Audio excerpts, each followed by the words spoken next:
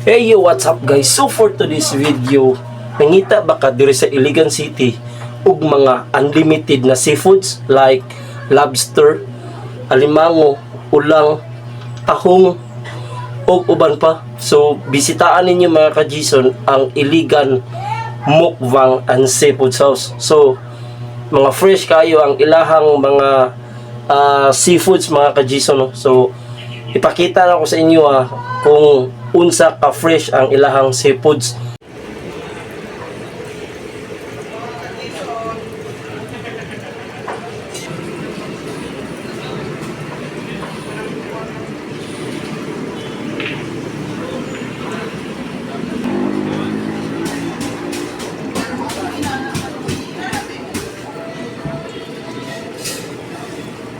So nalukit din siya mga ka-Gison ng ilang tindahan sa Seminary Road, sakop sa Del Carmen, Iligan City.